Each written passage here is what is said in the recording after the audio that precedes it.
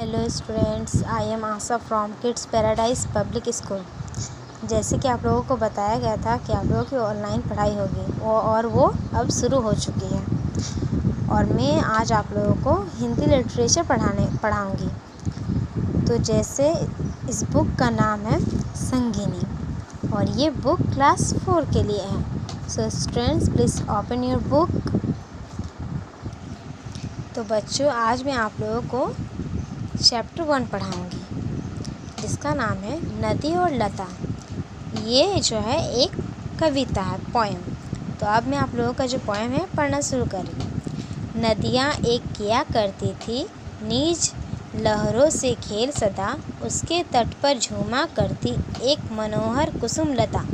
उसी लता पर पंछी आते कलरव गान सुनाते थे, नदी अकेली जो थी बहती उसका मन बहलाते थे। पुष्प भेंट कर लता नदी को सदा सजाया करती थी, देकर नदी उसे जल शीतल ताप सदा ही सहती थी। दोनों सखियां सदा प्रेम से समय बिताती जाती थी, स्नेह परस्पर जो था उनमें उससे वे सुख पाती थी। एक दिवस वर्षा का जलपा नदी लगी थी इतराने, धन के मद में भला लता को वह तो क्यों कर पहचाने। उस नदियाँ ने सीमा तोड़ी दीन लता को मसल दिया, उसके पत्तों को फूलों को नदियाँ ने था निगल लिया। लता मरी झड़ गए फूल सब, वह शोभा थी कहाँ रही, विहगों की भी कल कल मृदु ध्वनि सुनने को थी नहीं रही। वर्षा का सब सलिल बहा जब टूटा घमंड नदियाँ का, जगी नम्रता फिर उसमें पर वहाँ नहीं थी सखी लता। नहीं लता थी नहीं कुसुम थे, ना पंछी कलकल करते, नदियाँ बसती वहाँ अकेली हाय हाय जलकन करते। सजा हुआ था तट जो पहले आज वही सुनसान हुआ, पर भर घमंड में उस नदियाँ ने लता सखी को बहा दिया। आहर आहर कर नदियाँ रोती सखी नहीं पर मिल पाती, अपनी ही करतूतों पर वह रात दिवस है पछताती। जब हम पाते धन है या पद हम घमंड से भर जाते, मित्रों को ठुकराते हैं तब होश में हम ना आ पाते। पर जब है या नशा उतरता हमें चेतना तब आती, गए मित्र फिर पास न आते सदा उदासी छा जाती। कभी नहीं तुम मित्र जनों को भर घमंड में दुत्कारो, सदा स्नेह की उन्हें दिखाओ कभी नहीं तुम फटकारो। तो बच्चों, जैसे कि आप लोगों ने अभी देखा कि मैं इस पोएम को जो है शुरू से लेकर अंत तक पढ़ी और अब मैं इसका अर्थ आप लोगों को समझा रही हूँ। नदियाँ एक किया करती थी नीज लहरों से खेल सदा। एक नदी थी जो क्या करती थी, हर रोज़ जो है एक लहरों से क्या करती थी, खेलती थी। उसके तट पर झूमा करती एक मनोहर कुसुमलता, और उसके तट के सामने जो है एक मनोहर जो है कुसुमलता थी जो क्या करती थी, झूमा करती थी। उसी लता पर पंछी आते कलरव गान सुनाते थे, नदी अकेली जो थी बहती उसका मन बहलाते थे। और उस लता पर जो है हर रोज़ जो है पंछी आती थी और क्या करती थी, अपने गीत गाती रहती थी। और नदी जो अकेली थी बहती रहती थी, उसका मन को उस पंछी क्या करती थी, बहलाती थी। पुष्प भेंट कर लता नदी को सदा सजाया करती थी। पुष्प क्या करते थे, उस नदी को क्या करते थे, भेंट के रूप में सदा जो है सजाया करते थे, देकर नदी उसे जल शीतल ताप सदा ही सहती थी। और वो नदी क्या करती थी, उस लता को जो है अपने शीतल जल दे करके अपना ताप क्या करती थी, सहती रहती थी। दोनों सखियाँ सदा प्रेम से समय बिताती जाती थी। लता और नदी दोनों क्या थे, एक सखी की तरह थे और क्या करते थे, एक दूसरे के साथ सदा प्रेम से रहते थे और समय बिताया करते थे। स्नेह परस्पर जो था उनमें उससे वे सुख पाती थी।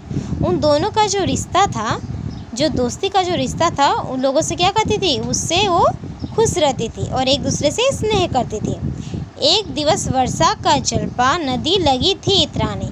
एक दिन क्या हुआ, जब वर्षा हुई तो वर्षा का जो पानी है नदी पाकर जो है इतराने लगी।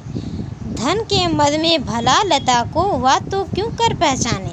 और जब नदी भर गया तो क्या हुआ, खुद में घमंड करने लगी और लता को क्या करने लगी, पहचानने नहीं लगी। उस नदिया ने सीमा तोड़ी, दीन लता को मसल दिया। उसके पत्तों को, फूलों को नदिया ने था निगल लिया। और क्या करने लगी, वो लता को जो है अपना पानी नहीं देने लगी, जिससे क्या हुआ, लता के जो पत्ते थे वो क्या हो गए, मुरझा गए। फूल भी क्या हो गए, अब मुरझा गए और लता जो है पूरी तरह से नष्ट हो गई। लता मरी, झड़ गए फूल सब, वह शोभा थी कहाँ रही। वियोगों की भी कल कल मृदु ध्वनि, सुनने को थी नहीं रही। जब लता मर गई, उसके सारे फूल झड़ गए, उसकी शोभा जो है ख़त्म हो गई, तो उस पर जो है अब पंछी भी आने नहीं लगे और अपनी जो है गीत भी गाने नहीं लगे। वर्षा का सब सलील बहा जब, टूटा घमंड नदियाँ का, जगी नम्रता फिर उसमें पर, वहाँ नहीं थी सखी लता।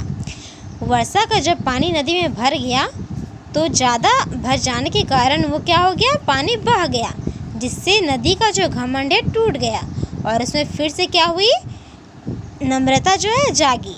लेकिन क्या हुआ, नम्रता जागने के बाद क्या था कि लता जो है नष्ट हो चुकी थी और वहाँ पे लता जो थी, उसकी जो दोस्त लता थी, नहीं रही।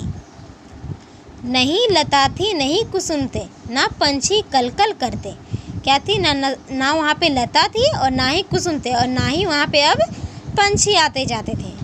नदियाँ बसती वहाँ अकेली, हाय हाय जलकन करते। और वहाँ पे जो नदी है अब बस अकेली ही रह गई थी।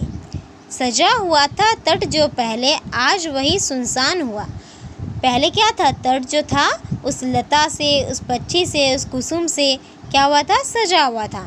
लेकिन लता के नष्ट हो जाने के कारण सब जो है सूना पड़ गया। भर घमंड में उस नदिया ने लता सखी को बहा दिया और अपने घमंड में उस नदी ने क्या किया, उस लता को अपने स्रोत में बहा दिया। आहर आहर कर नदियाँ रोती, सखी नहीं पर मिल पाती, अपनी ही करतूतों पर वह रात दिवस है पछताती।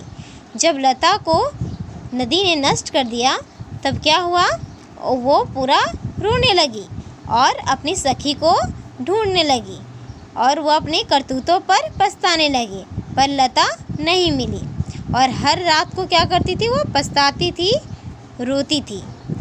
जब हम पाते धन है या पद, हम घमंड से भर जाते, मित्रों को ठुकराते हैं तब, होश में हम ना आ पाते। इसका कहने का तात्पर्य है कि जब भी हमारे पास अधिक से अधिक धन आ जाते हैं या फिर ऊंचा पद मिल जाता है तो क्या होता है, वह मनुष्य जो है घमंड से भर जाता है और अपने मित्रों को जो है ठुकरा देता है। तब होश में हम ना आ पाते और हम क्या होते हैं, अपने होश में नहीं आ पाते हैं। पर जब है यह नशा उतरता, हमें चेतना तब आती।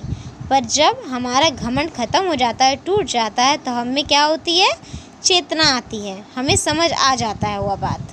गए मित्र फिर पास न आते, सदा उदासी छा जाती है। लेकिन जब हमें अपनी होश में जब हम आ जाते हैं, लेकिन फिर भी क्या होता है, जो मित्र हमसे दूर चले जाते हैं वो क्या होते हैं, फिर हमारे पास नहीं रहते और हमारे जीवन में जो है सदा उदासी छाई रहती है। कभी नहीं तुम मित्र जनों को भर घमंड में तुतकारो, सदा स्नेह ही उन्हें दिखाओ, कभी नहीं तुम फटकारो। इसका अर्थ है कि हमें चाहे कितना भी कुछ क्यों ना मिल जाए, लेकिन अपने मित्र जनों को जो है घमंड नहीं दिखाना चाहिए, उन्हें दुत्कारना नहीं चाहिए और सदा क्या होता है, उनके सामने स्नेह से पेश आना चाहिए और उन्हें कभी भी फटकारना नहीं चाहिए।